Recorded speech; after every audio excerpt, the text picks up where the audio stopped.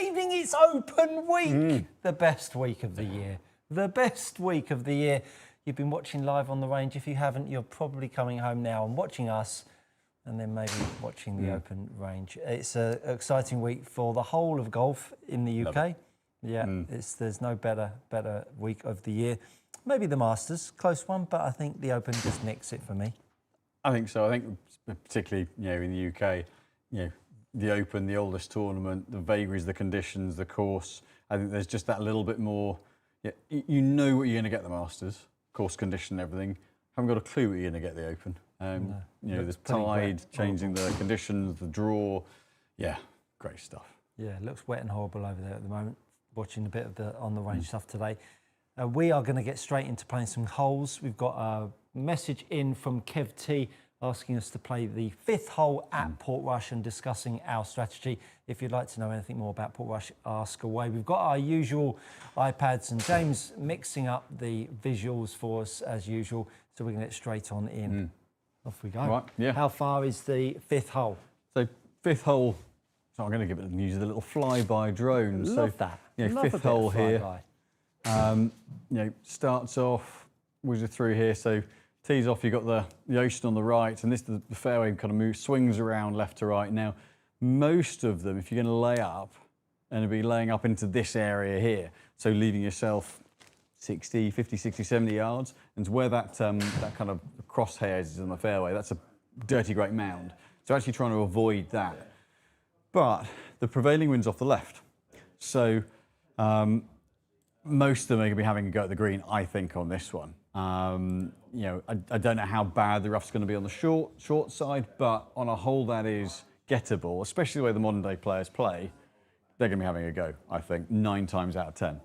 There is that thing of, if you can get closer, you'll score better. So with the prevailing wind helping a little bit, I'm going to give it a clatter. Yeah, definitely. And certainly when I played it, I did drive the green. Right, very good, very good. Yeah, I think short holes, modern day game, everyone's going for it. Very few are laying back these days with how straight they are with driver, and I think you're sort of leaving yourself behind the 8 ball, aren't you, compared to the rest of the game? I think all the strokes gain stats, all on tour, and I don't necessarily think this is the right play for most amateurs, but on tour, the closer to the green they can get it, the better they score. So they'll go for everything. Yep. And I think this hole in particular, this is the one where you get your first chance to get one back on the course. First isn't that easy. 2, 3, okay, 4's tough, and then you get an opportunity. So, and I haven't had any warm-up swings today. Right. So Slalom Dude, 68, evening all. Good evening, Slalom Dude. Can you explain how Modus 115 in the new i240s would play in comparison to the Modus 105s? So they're heavier for one, but the balance point's different. They're designed to be softer tip and stiffer through the middle, but the dead weight's up 10 grams or so. Modus 105, softer in the handle, stiffer in the tip end, get a bit more responsive feel out of them, but the dead weight's the biggest difference. So, right. Having had no warm-up swings, I'm feeling a little less chipper about this one. But no, you know how I feel every week.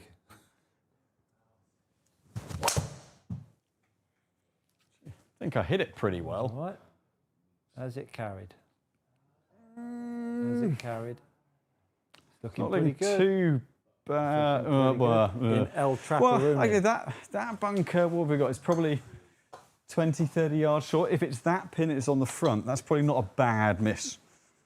Try to make that sound less bad. Yeah, I was going to say. But bunker, what, 60-yard bunker shot? No, less than that. I think it's about, what was it, 40 years? About a 30-yard bunker shot.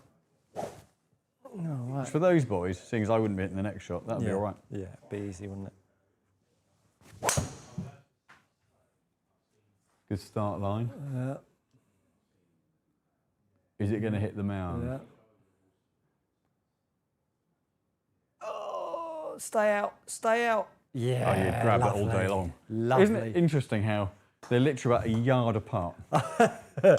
Precision. Yeah. Precision. But I think that's the thing. It's from there, you're still below the hole. I think when you get that back pin, downwind, that's an interesting one because it sits right at the back edge of the green.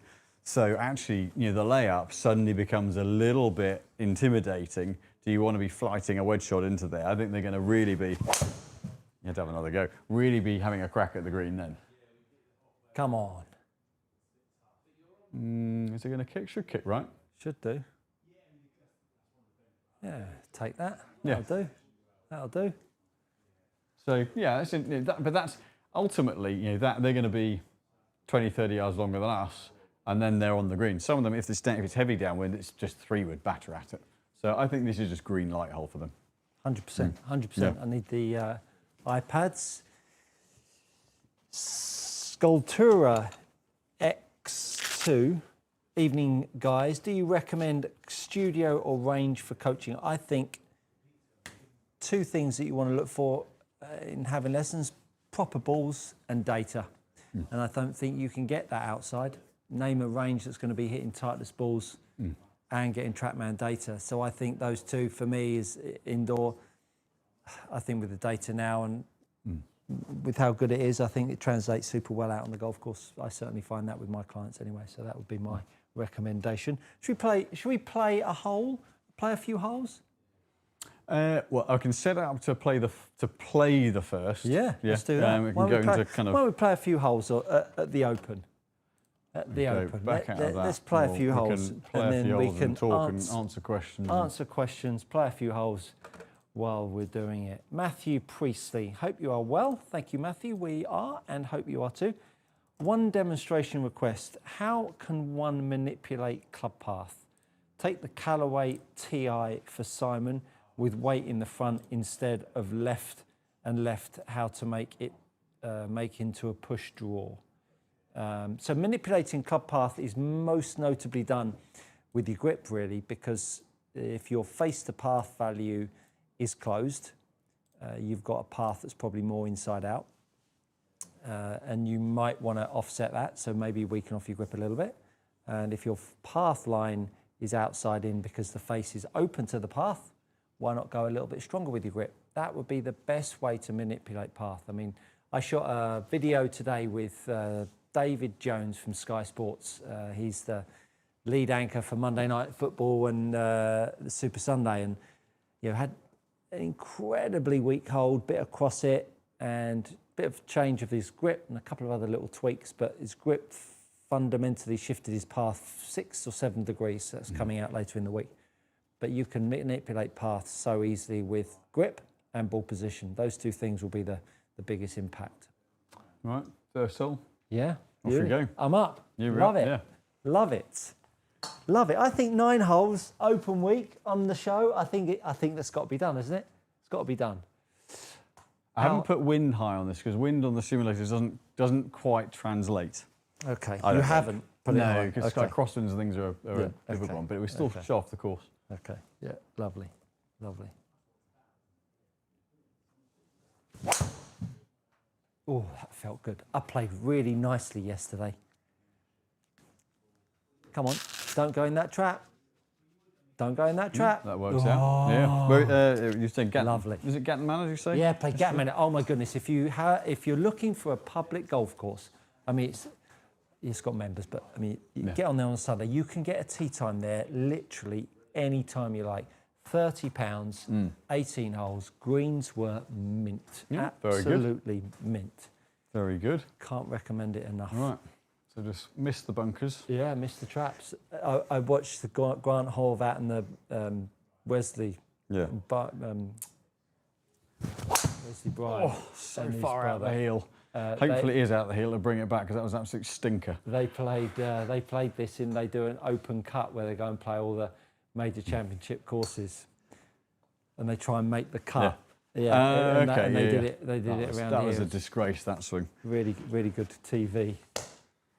Right. Really good TV. Let's get another question. That's not a good place to be. Right. No, that's not. Matthew Priestley, take the Callaway TI for Simon with the weight in the front instead of left and left. How to make into a push draw. So what was the original part of the question? Well, so the elite titanium fairway wood. I assume the original part of the question was just for me on club path. Yeah. And then the second half was about take the Callaway TI for Simon, i.e. I want to talk about the Callaway TI for okay, you. got it, yeah. I assume that's How do you make it? I mean, the head, if you de-loft it, that will open the face. And really, the only way the head can do it is de-lofting and maybe a bit of weight in the toe. But it's not going to massively change it because you're only changing the face angle by half a degree, 3/4 degree or so.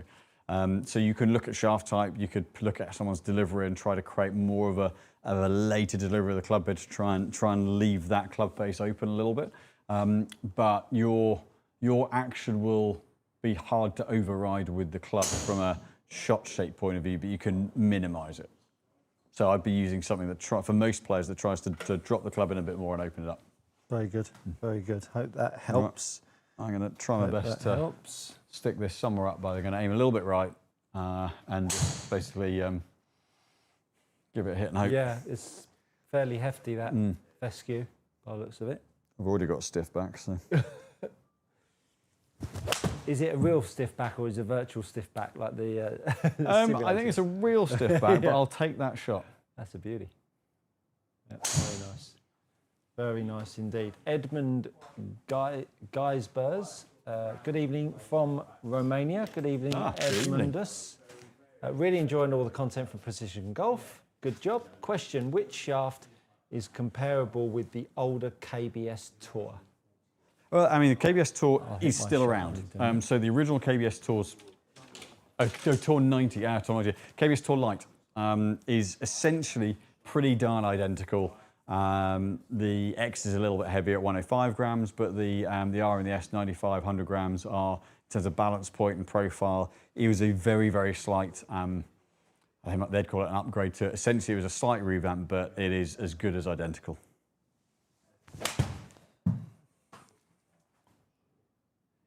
It's notable how, Stay right, stay right, stay right.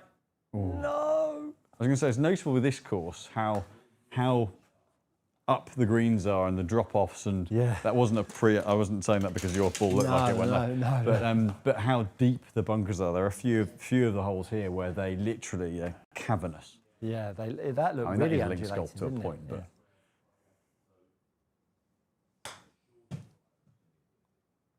Oh, that's not my best. That's not my best chip. This is not a good start, Simon. This is not a good start. Boded so well from the tee shot. It started beautifully. Biggest problem, Stuart said he played really well yesterday. Yeah. Go in. You are quite good for a chip in on a track, man. I am. I have had a few chip ins. Disappointingly so. Man. I've had a few chip-ins. That's a quick double up the first. I'm very disappointed about that, more than likely. More than likely. Let's see what else we've got coming in.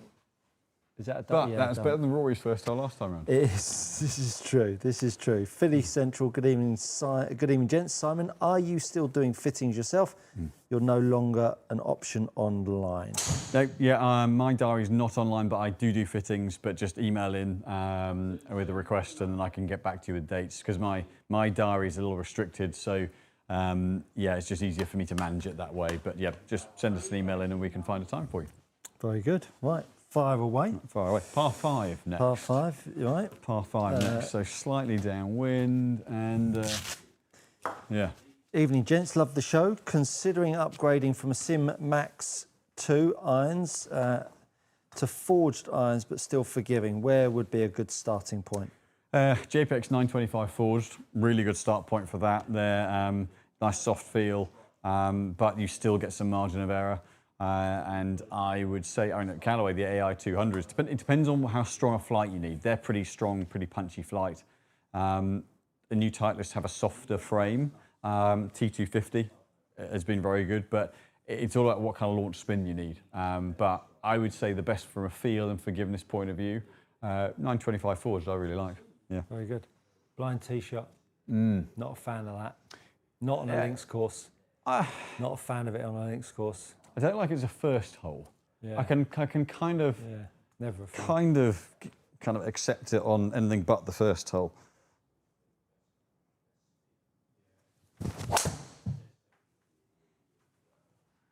Smoked. better swing than the first one. Not Oh, that that's don't go very in the tough. trap. No, don't go in the trap. I wouldn't want to see it go in the trap, Simon. Don't go in the trap. No. Oh, that's unfortunate. Harsh, harsh. That's unfortunate. Yeah. Mind you, I didn't snipe it low left into the rough like the first hole. So I'll take that. No.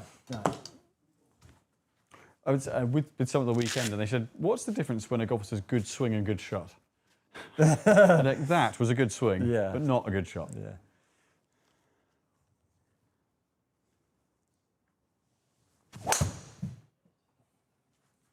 What is it about links golf and blind shots that you don't like?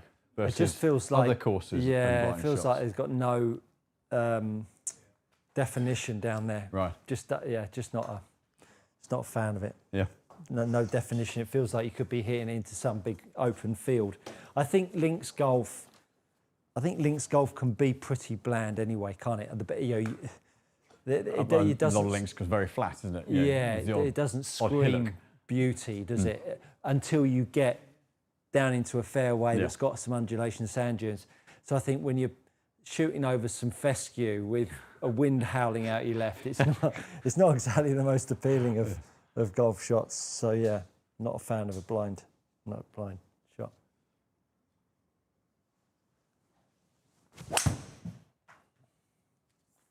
That confidently.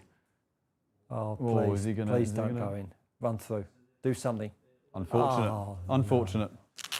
Unfortunate. This I'm not liking this. Let's only play one hole. Yeah.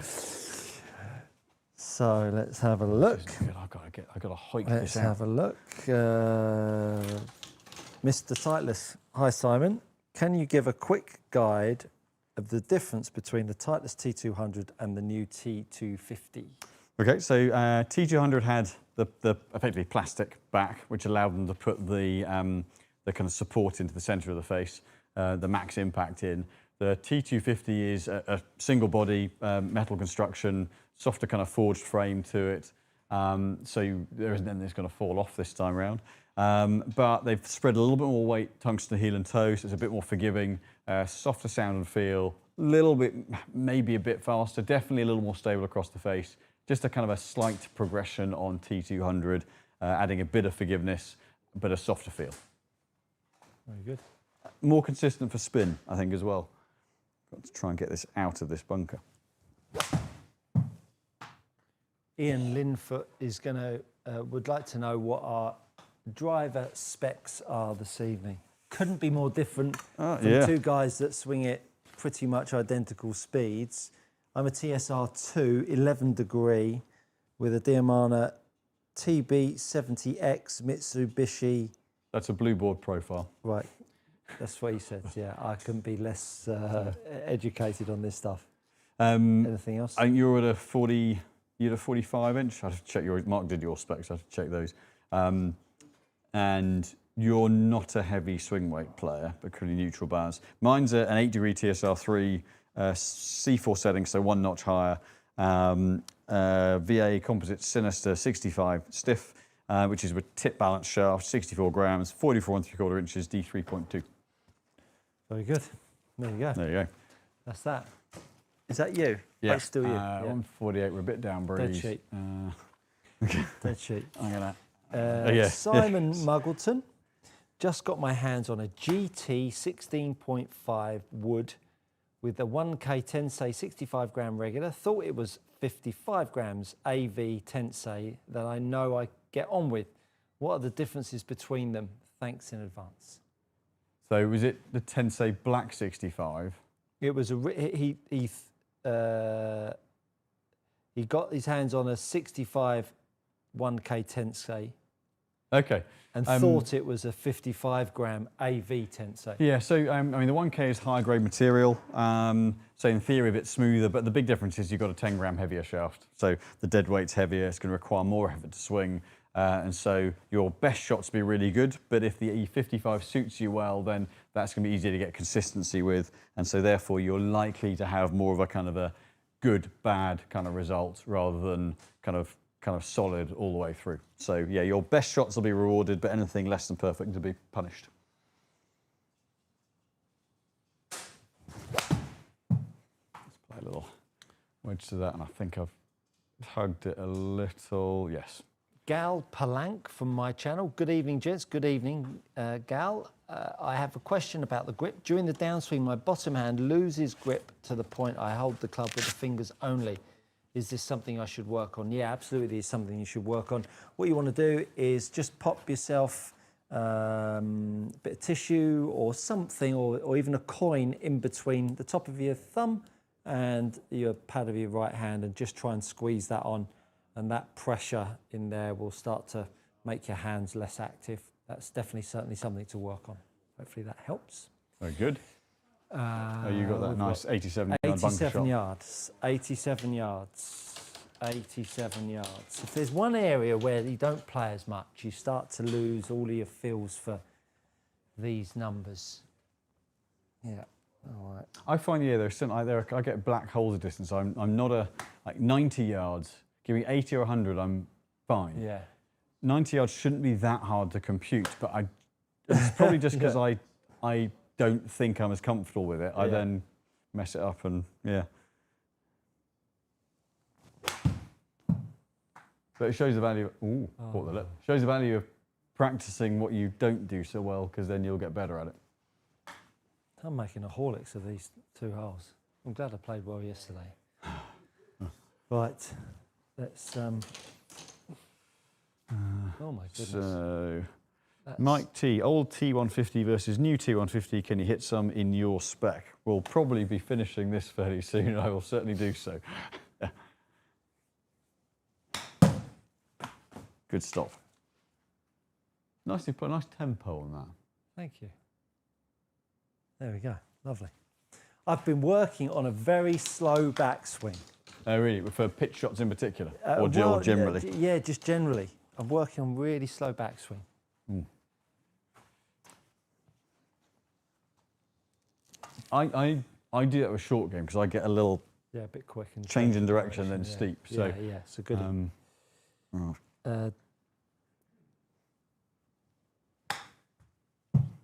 Well out, David Talon. Good evening. Ooh, good evening, was a bit David. Clumsy, wasn't it? Loving the content considering putter fitting. Who would be the best book? Who would be best to book in with? As I imagine it's quite a specialist area. Mark's very good at putter fitting, isn't he? Both Mark and Tom, who are doing it currently, great. I think we may have a kind of a permanent solution to putter fitting, hopefully shortly, and a putter specialist who coaches as well. So that's going to be coming, hopefully in the next sort of month or two, hopefully, if things go well. It's something it's a position we've been trying to fill for a while. But we want someone who does putter coaching as well, because I think the two really work hand in hand. Yeah, perfect. Gary Satterfield asks, hi guys, just out of curiosity, how far is the open course from your studios? And also, do you have any desire to go watch it in person or just watch it from the comfort of your armchair? Well, it's in a different country to the one that we live in. It's in Ireland, so it's probably a 45-minute flight. It's Belfast, 45-minute flight or so. 45-minute flight, and then, a couple of hours before and after. So yeah, not too far, but I won't be going. I'll only go to a tournament really if I'm working on it. But armchair golf for me. Yeah, I will go to another one for sure. I think that it's a bit like Ryder Cup. The coverage is so good. I'd love to do a Ryder Cup for the atmosphere, and the atmosphere at an Open is great.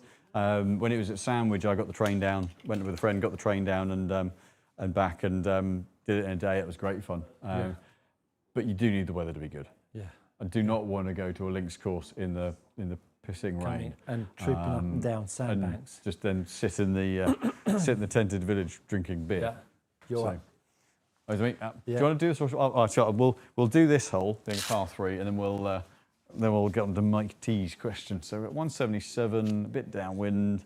It's got to be a little quiet 7-iron. This. So.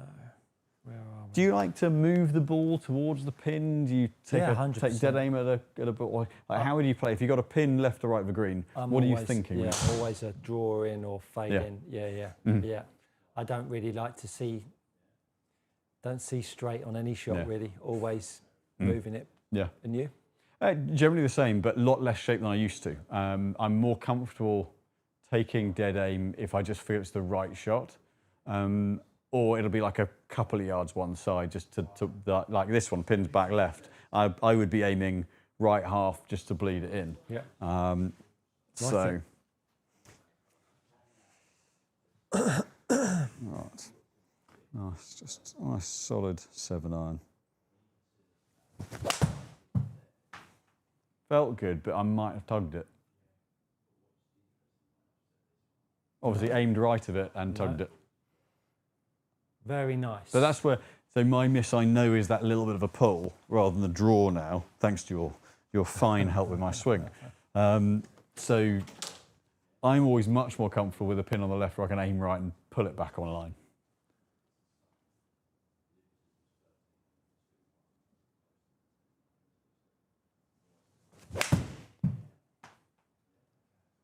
What do you think?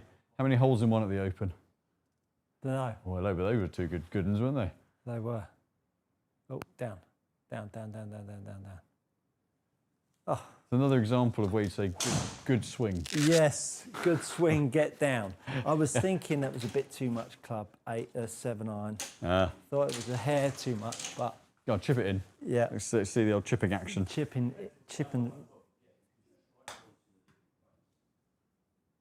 That's not looking too bad, to be fair, if it breaks off of there. That'll do. Very good. Very Excellent. good. Right. Excellent. I'll stick it onto something where we can... Yeah. Hit some shots and you can off-piste demo. Yeah, let's jump back over here.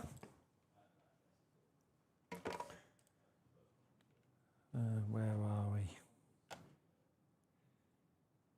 Where are we? So, Mike T. Oh, that's the one that you said that you would do a comparison I'm going to hop out of this and then hop back onto... I Love Turtle. Good to see 3. Simon a couple of weeks back. Reshafted clubs and new wedges arrived. Highly recommend if anyone is considering PG. That's super nice of you to say. Mr. Turtle, thank you very much. Turtle. Daniel Winterbottom. Hi, gents. I'm looking to have brand agnostic fit. How would it work if I went full bag fit but had a budget and said, here's X amount, improve my worst areas, which may mean I only buy irons, etc. And it's really important to know just that. Essentially, we'd fit you exactly the same way. Obviously, the budget's helpful to not then go to something that is unrealistic. It's interesting. It's always a slightly difficult part of the fit is that we would tend to ask, right, what are you, comfortable with, or where are you happy to go in terms of budget? Not to try and stretch it, but just to kind of know that might eliminate certain areas of the shaft wall, for example. But it's just so we can ultimately be respectful of what's best for you within what you're happy to spend. So if that means you do the whole fit and say, right, actually, if X is what your budget is, then prioritise this and that. It might be driver and wedges, it might be irons, it might be fairway woods. And then that kind of can set out, it doesn't change the results of the fit, but it sets out a path that you're comfortable with and that is affordable and can give you the best possible results within what your budget is. So. Very good. Richard Skinner, is that right? Yep, Richard Skinner. Great show, guys. Thank you, Richard. Simon, can you hit the new Titleist T100 irons versus the new Callaway X forged irons? What is your preference? The new heads are a limited edition model, those X forged, if he means the Japanese forged ones. They are a limited run that we won't get demos of, that there are there are fairly small amount of heads coming into the UK, so I don't have that head, if I'm right in that that's the one you meant. When you said new, that is the only one that is new. So I can't compare it against that, I'm afraid. But I can hit it. I just need to try and find the old T150. Okie dokie. Hi Simon, have you ever been recruited to work on tour? He's just nipped out as I asked that question. So I will get him to do that when he comes back. Simon, ever been recruited to work on tour? Me, not yet. No, we have had a few of the tour players come in. And do you have any desire to do so? It would be quite fun, but actually for the tour players, the best players, it's about fine-tuning a little bit. It's actually, dare I say, it's more enjoyable to make a bigger difference for your average player. I think you make a bigger difference to their game. The tour, I think, go back 15 years, yeah, that would have been quite exciting. I think now, I'm less bothered by it. I think, as I say, I think you can make a bigger difference for the amateur than you can the pro. And you can find yourself running around chasing your tail, trying to satisfy something the pro just wants to see ball flight-wise, which is really hard to achieve. And then they'll play it for one round, then decide they want something different. And I think that could end up being really frustrating. But you do something for like Roger Chapman, we changed a hybrid for him and a couple of bits with his irons, and then he went on and won 2 senior majors and saw him in the final round hitting that hybrid on a par 5, made birdie, and that helped him win, and that was hugely rewarding. So, yeah, for sure, no doubt. Ryan, Credible Wizard, Sylvester. Now that's a handle. That is a handle. He asks, what could I expect if I went from a Tensei Black 1K stiff to a Diamana BB63 stiff in a driver? So very different shafts, very different shafts. So the, excuse me, I'm back to the camera whilst I'm doing this. The 1K Black 65 is actually more like a 66, 67 gram shaft. Tip balance, stiff tip, going to make the club swing quite heavy. In theory, it's a low launch, low spin shaft, but it swings pretty bottom end heavy. The Diamana BB63 is more like a 61, 62 gram shaft, so you're taking about 10% of weight out, and it's higher balance. Really stable in the butt and the tip, but you'll get a bit more kick through the middle, but it will swing very differently. Very good. Hope that helps. Right. Are you on? Are you ready? Andrew Moore, evening guys. Good evening, Andrew. How would the new Titleist T50 or Titleist 250 high launch irons compare to the Mizuno JPX high launch irons? Could you hit both? Can't hit the launch spec yet. They've been delayed about a month and a half. No one has the 250 star / launch spec head. However, construction-wise, yeah, the 250 launch spec is that same hollow body construction as the standard T250. The big difference is the launch spec is lighter by 6 grams. So the JPX high launch is a bit wider sole, has a bit more camber to it. The launch spec T250 is the same frame shape as the T250, but more lofted and a bit lighter. But the head weight is actually quite a major difference between them. So for someone who needs light heads, the 250 launch spec is going to be brilliant. Very good. If you are new to our Monday Night Live, we do this every week, 6 p.m. for an hour. Ask Simon, all about club fitting, and myself about coaching. You can get it all here every week live. Answer your questions as and when they come in. Hope you enjoy it. And why not give us a like and subscribe while you're here? Absolutely. Standard first gen T150, the 2023 version. So I'll give this a hit. So the one thing I would say with this has got a bit more of a click to it, but this was our most successful iron head this last year or so. You know, nice sort of mid to strong flight, good forgiveness, strong-ish spin, really good all-round head. You know, that 4.9 on spin, smash 145, carried 184 for me. That one there. You know, but it was just a very good all-round head, and you know they were never going to be doing too much to it. However, what they have done is added a bit more tungsten heel and toe. There's a little bit more mass at the bottom, a bit more size to the width of the body at the bottom of the head.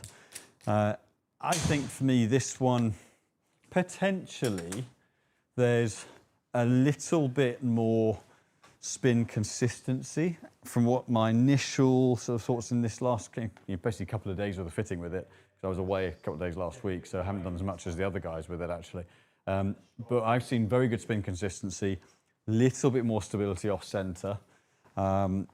It's a slightly different head shape. It looks almost a little bit shallower at the toe end. It's slightly more rounded. Titleist have gone for a slightly softer frame. It's a fractionally different note off of it, but again, very stable head. Ultimately, the first gen was they were quite similar, weren't they? Was a very, very good head. Halved them to massively improve it, but I mean, that one maybe a little different strike point, 4.6 or 4.580 on spin, 184 carry. So 141 efficiency, that particular strike, so I probably timed it a hair better with the first one, but probably a bit more margin of error. going to take a little bit more bounce actually on this as well, but it's going to take a really discerning player to notice the difference between them, unless you've got them absolutely side by side to compare with. But slight augmentation, a little more stability, but that's about it. Golf Nerd asks, did the 2023 T100 have the variable face thickness, or is that new with the 2025 models?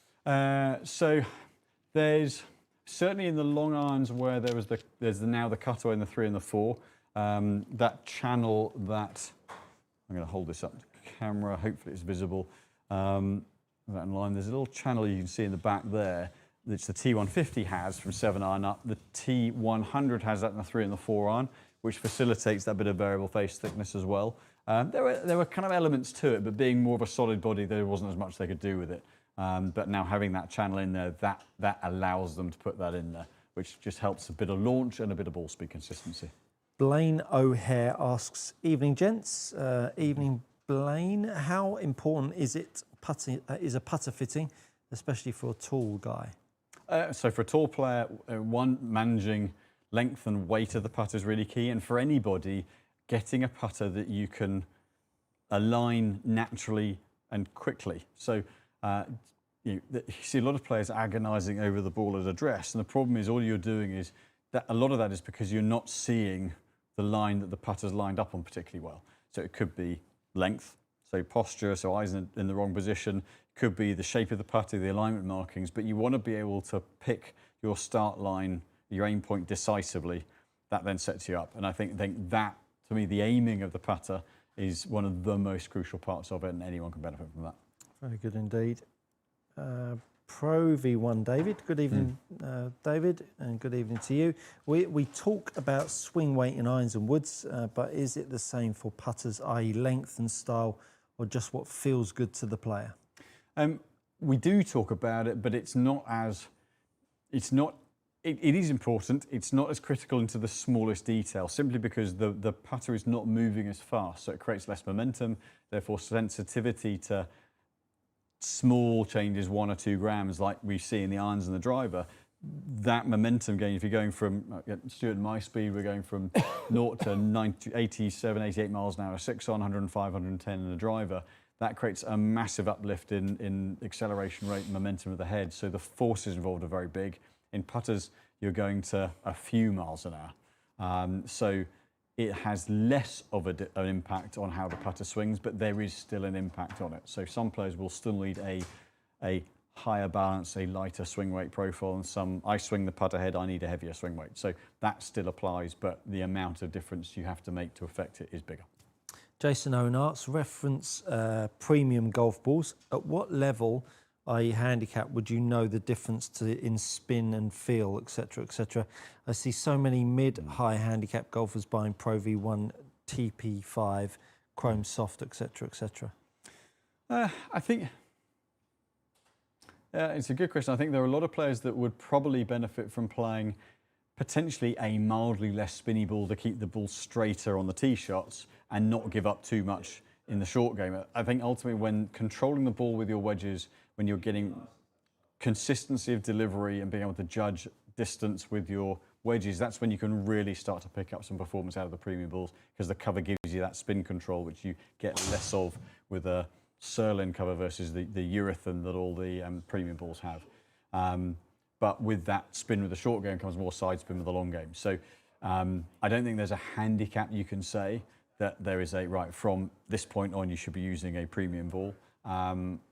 Ultimately, consistent ball is probably the most important thing, up to a kind of probably a reasonable standard. There are a lot of very good players I've seen use some pretty ropey golf balls, but they use the same one each time. So yeah, I'm not sure there's a handicap, I would say. Yeah, I think consistency of golf ball, yeah. I think that would be way more important. I think if a 25 handicapper wants to buy a Pro V1, it's not going to harm his game, and he enjoys buying a Pro V1 probably because he sees the guys on the TV using it. I think that's the whole rollback thing as well, right? We don't want to see pros using one ball and us using another, perhaps. But I think if someone's buying a Pro V1 and they're playing off 28 and they're having a great time, let them continue. No, Bellata might not have gone down quite so well, but God, those things went sideways. yeah. But I think if you want to spend £5 on a golf ball, blow your socks off if you're having fun. Mark Blass, 49. Hi, gentlemen. Always used the 7x shaft on my 3-wood, and considering going down to a 6x. Most use heavier shafts on fairway woods versus driver. Can you comment on pros and cons of having a lighter shaft in a fairway wood? It's all about timing. So the reason that you generally go heavier in a fairway than a driver is the shaft is trimmed shorter. So actually you're taking some of that weight off. So at 45-inch club length, a raw shaft that's 66 grams will become 63, 64 grams. So you're trimming an inch off. A 77-gram shaft that you're trimming down to 43 inches is taking 4 or 5 inches off. You're actually then going down to more like 70 grams. So you're actually taking quite a lot of weight off, maybe 72. But you're certainly taking more weight off when that's where you've got to go heavier, because so that it swings the same. So if you drop 10 grams out, that's a heck of a change. So if your 7X has been working well and you're looking for something a little bit more playable, then actually going to the 65-gram version of the 75-gram shaft, I think you'll struggle to feel the club and time it. So I'd be saying, go, it sounds like a silly small amount, 3 or 4 grams, 4 or 5 grams, but 10 is a massive change. So I would think about moderating that weight change. It might mean a completely different shaft, but yeah, I wouldn't go quite that much unless you're really struggling with that 7X. Martin asks, could you hit an elite mini driver in an 11.5? And then if possible, could you hit it again, but with a heavier weight up the front, please? Okay, yep. While Simon nips away to do that, let's answer Simon Muggleton's question. Thanks for earlier answer. You're welcome, Simon. It was a 1K Tensei Blue. So if 10 grams does cause a slight issue with consistency, would a 1/4 inch off help? Or does that just affect swing weight? I'm trying to remember back to the question. Yeah, he was talking about going heavier with the shaft, I think. Let me go back to his question. Let me try and find it for you.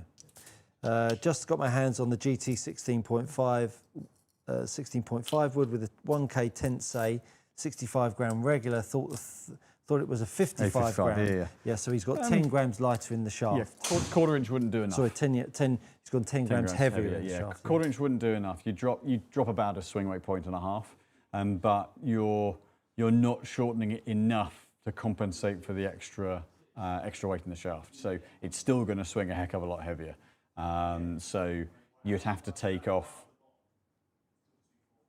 3/4 inch, but then you might risk throwing the balance and the whole way the club sets up out a little bit. So if the 55 worked well, I'd then try and see if there's any way you can either do a kind of exchange on the shaft or pick one up. You might be able to pick one up online for not that much and have it swapped over. But yeah, I think you've got to do quite a lot to compensate for that 10-gram shaft weight change. Very good. Stephen Johnson. Good evening, guys. Good evening, Stephen. Lovely to have you with us. I enjoy your show, but more importantly, Simon's dress sense. No, he didn't say that. Your honesty on all things golf equipment and coaching. Simon and I play Oban CT115 stiff in the irons, wanting to find a driver shaft with similar feel. Okay, so similar feel sets. So CT115 is very neutral. Now, I wouldn't call them counterbalance, but kind of slightly upper mid-balance. So driver shaft, so it's going to be, I would say, in the kind of the mid-low 60s. If we're looking for similar balance point, I mean, the Fuji Pro Blue is a good kind of, there's a little bit of feedback from it, stable enough. Low 60s, I think through Aratera EC1 Blue 65. That's a very similar one. Yeah. Ian Linfoot. Hi Stuart. Hi Ian.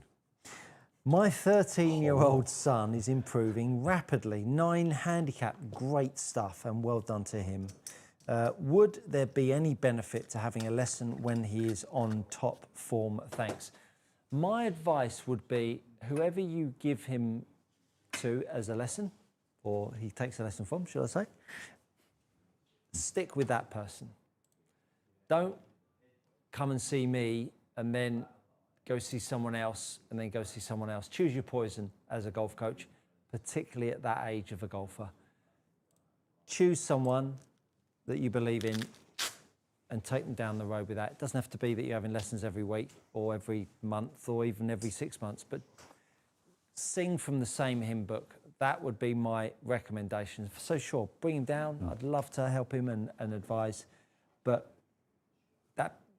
do so, but then come back and see me again, perhaps further down the road. I think if at that age, when you're jumping around coaches, I think that's a bit of a dangerous game, that. And if he's on top form and he's progressing nicely,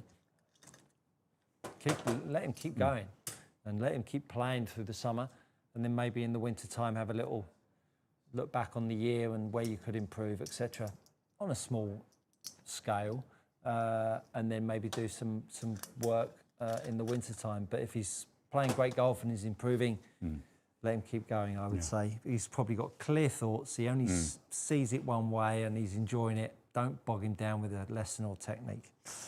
Hope that helps. Golf nerd, which players will you be cheering on this weekend?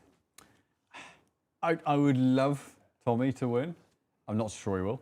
But I think Justin Rose, I'd love to see him get another one, and he's playing well. I mean, for me, it's going to be the Europeans. I'd love to see any of the top, Hovland, Oberg, sorry. The Open throws up so many stories, doesn't it? I think there's who do you want to win, there's who do you think will win. Yeah. Throws up so many stories, the Open. I think, we invariably have an amateur up there that's has a good run. Well, that was that Estonian one who holed out for eagle in the playoff. It wouldn't be good to see him have a run. Right. You had Tom Watson years ago, right, and then you have a qualifier doing well. I just want there to be a really nice story come out of it. I think we haven't had that this year. I don't think in any of the majors. A few years ago we had that Block guy, didn't we? That did quite well. Michael Block, But so it'd be nice to have a story. I'd love to see Oberg get over the line and win a major championship. I think that's who I'd like to see. He had a good week last week, didn't he? Marco Penge had a great week last week. That's great to see him doing well. He's a talent. Yeah, so I'd like to see Oberg. I'll be cheering on this weekend. You? One person? From a sentimental point of view, I'd say Fleetwood sentimentally, realistically, Hovland. Victor Hovland, well done. We've both gone Scandinavian. Gone Scandos. Right, 11.5 degree Elite Mini. Right. With a 4 gram in the front. Right. So I've done this to give me some opportunity to up the weight significantly and see what difference. I'm assuming this is about spin difference, I would imagine. So, a little bit low on the face. Commercial, we call that one. But yeah, a little low on the face, that's going to have spun massively. But the principle of more weight at the front means you move the centre of gravity forward and that pulls spin down. So that was a little low on the face, 3.9, but nice and straight. So if you get someone who you're trying to bring spin down, now it's harder to get the back weights for these, but we've got plenty of the front weights. So every 2 grams you increase, you're going to increase swing weight by, broadly speaking, a point. Now I'm going to go a lot heavier. I'm going to go 10 grams heavier. So it's going to change the way it swings a little bit, but that's enough to should change a little bit the spin properties of the head as well. So then you're moving, use a head 5% of the head weight forward, and that should result in a stronger spin profile. So similar, neither of them perfectly hit, a little low on the face.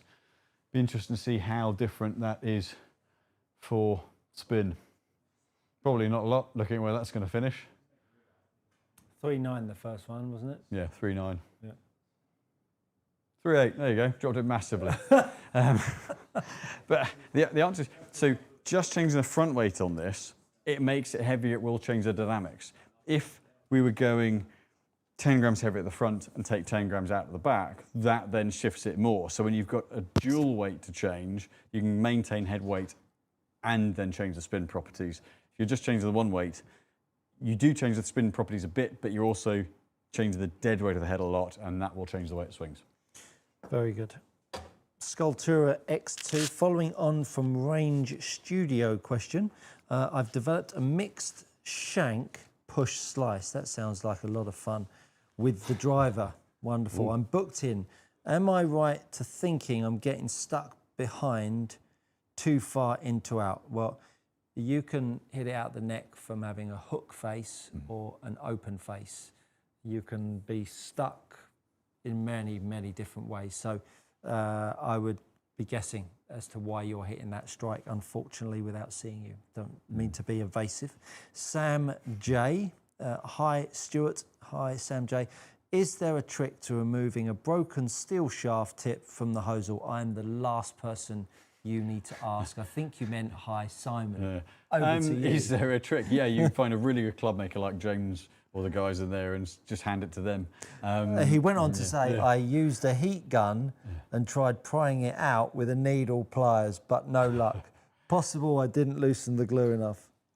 If I'm correct... Oh yeah, he went on to say, sorry, you was directed at Simon. Yeah. Sorry, I didn't If say I'm that. correct, then there's something about the right kind of drill bit, but this is the kind of wizardry that I don't do.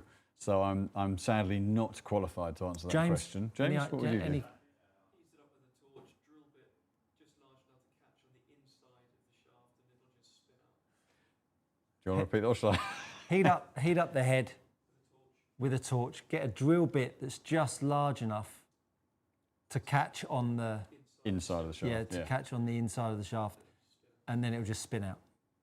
There you go. But hold the head tight. Yeah, yeah. If you're lucky, it might come on a YouTube short sometime soon. As if you haven't got enough to do, James. James Doherty, hi fellas, instruction question, please. Best way to structure practice to implement swing changes. You want to think about practice and swing work and game work in 3 criteria. Repair, which is working on your swing, skill development, which is hitting shots, and match, which is out playing golf. And you want to stagger how much you spend time in each area depending on how long you've been working on a particular area in the game. You want to spend about 400, 500, 600 balls working on a certain area. So if you've just had a lesson, I would weight it 80 or 90% of your time working on that area, and then 10% of the time working on some shots. So if you've got 100 balls, hit 90 working on the technique, and then 10 hitting shots. As you go on, week after week, depending on how many balls you're hitting, stagger it back, then start to go 60, 40, 40, 60, and then by the end of you've been practicing, you'll then be like 20% of the time working on your technique, and the other 80% you're working on shots. And as long as you're keeping your scores and the technique change is the right one, you should be seeing your scores coming down. That's how you would block out your time to practice. How you do that: blocks of 5 balls, blocks of 10 balls, hit a shot repeatedly 5 times, film it at the start of the session, film it at the end of the session, and compare notes. But that's how you would go about some practice. Hopefully that helps. I think the structuring practice is so, well, it's just not done by most people. They'll go to the range and hit balls, but the blind hitting was having a focus is so important, isn't it? Yeah, I absolutely agree. The trouble is, I was watching Tom Kim on the range today. He was working with his coach, and it was like watching a 25 handicapper practice. No disrespect to 25 handicappers. It was scrape it in, whack it. Coach told him something, got the phone out, looked at it, a few more. It was like watching just any old person practicing. So if you see the best players in the world practicing like that, it's hard to then see a improver practicing the right way. I think when you hang out on tour enough, you see that they just work on it the way anyone will work on it. They're just sort of hitting shots and trying to feel it as best they can. There'll be a bit more structure because their coach is standing there. But I completely agree with you. If you're a bit more, and I say this to Laura, my wife, when she's working on something with the horse. It's like she has a lesson, And I say, how are you going to practice that? And she sort of says, well, I'm just You get on your hands and knees, and I'll just, yeah, she gets on my back and I'll run around the road. But, you know, if you don't monitor progress, like you have your lesson, you pick your best swing of that lesson that the coach has given you, you'd use that as your blueprint. You go down on the first range session, you might video at the start of your range session and then do a video at the end of the range session. Now you've got some comparisons within that session. The last swing hopefully is better than the first swing. Take that best swing at the end of the range session and compare it to the best swing in the session with your coach. Now you've got a comparison. Now you've seen if you've actually grown, and if you haven't grown, why not? Have you not been doing it enough? But all of a sudden you've got some feedback, and you know, the more feedback that you can get with practice and logging it, the more chance you have of actually changing what the coach has asked, right? But it's difficult to do. Discipline, right? Yeah. Discipline with all that kind of stuff. Leo Bionek, hello gents, good evening Leo. I won't have another go at you as surname. What difference do you see between the PX 6.5 and the C-Taper? Currently have a PX 6.5 and tried a Buddies C-Taper and it felt really good. Seemed to keep the big left ball away. So the C-Taper is a bit more tip balanced. They're both in principle very stable shafts. C-Taper is designed around being really stable on the tip and lower launch, lower spin in theory.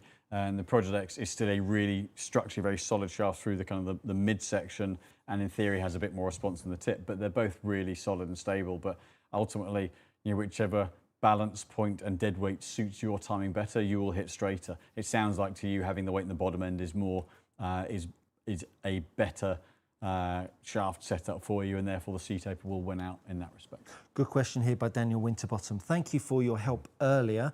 What would be a healthy budget for a full bag fit? So just to sort of start off the rack now, you're looking at, you know, irons just off the rack, the big brands, you're looking at between 150 and 200 pounds a club. Which I nearly fell over. Yeah. I mean, Mark told me that yesterday. Yeah. Ridiculous. Yeah. Drivers off the rack are between, you know, basically 400 and 550. Fairway woods are between 275 and 400. We would be about, you know, we might be close to that plus the build cost. But I would say for us, average is between 3.5 is the low end now for a full bag excluding putter, and the upper end, unless you're really trying hard to go there, 4.5. But there are big variables in both head and shaft costs. There are some brands we get really good head-only options with that can help mitigate some of the aftermarket shaft costs, or if a stock option works best, again, that can help to mitigate costs. So it's, I would say, a custom-built set, you're looking at 3.5 to 4,500. Off the rack, you're probably not getting it for much less than 2.5. Yeah, very good. Virtuoso Blacker. What would you, they're great, these handle names. What would you recommend within the mid-low price end to reduce driver side spin? What ball? Well, anything that's not got a urethane cover. You know, if you, you know, a softer core will mitigate a bit of side spin. So go to our ball video recently, it doesn't make it come off any faster for a moderate speed, lower speed, but it does reduce a bit of side spin. So, you know, potentially, this is where actually the Wilson Triad's been a really good ball for that. I think if you go to, I'm just looking over there, you can go to things like the, you know, Strixon 80-333 Tour. It's still got a bit of control with the cover, but it's not as spinny. That way you're not having to give up too much control with the short game. But actually that Wilson Triad's a really good ball. Or don't hit it out the neck or low off the face and don't have an open face to path. And so there is that. Ultimately, technique will override anything the ball can do. So if you're looking at the ball for help, then you're on your last chance. Yeah. What is the difference, Golf Nerd, what is the difference between the Iomic I Classic putter grip and the Iomic putter standard grip? Looking at pictures online, the I Classic looks oddly narrow towards the head end. Yeah, the answer is not a lot. The I Classic is a pretty small grip. So yeah, there's some slightly sharper edges. I can't remember exactly which way around it is, but yeah, I think one's it's almost like the old Ping Man grip to the standard. It's a little shorter top to bottom, also a little shallower front to back, and just a really small grip with a little more angling on. The other's slightly bigger with a bit more rounding, but same base shape, but just scale, as if I remember rightly. Very good. It's been another wonderful evening with our Monday Night Live, and we are always super grateful for you coming and joining us and chortling away with us and answering your questions. Thank you so much. And as usual, big thanks to James behind the camera there for giving us our best sides, you'd think. Well, absolutely. Looking at that editing, he's doing a remarkable job. Yeah. Well, look, hopefully, from all of us, hopefully you're going to have a great week watching the Open Championship. Make sure you spend a little bit of time with the missus before Sunday afternoon, because you know those points all add up. The points add up as well. Yeah, they do too. From Simon and I and James and all of the Precision Golf team here, we look forward to seeing you next Monday. Have a great week.